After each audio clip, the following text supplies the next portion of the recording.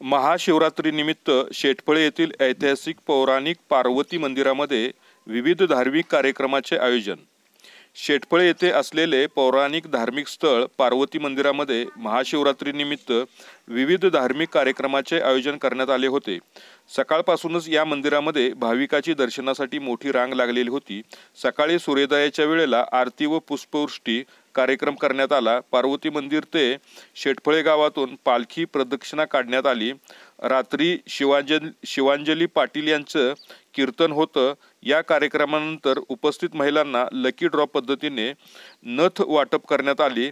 त्यानंतर रात्रभर जागरण, सकाळी आरती व पुष्पवृष्टी कार्यक्रम, त्यानंतर महाप्रसाद दिवसभर व रात्री श्रीकृष्ण महाराज जोगदंड जामखेड यांच्या कार्यक्रम आयोजित करण्यात आला आहे।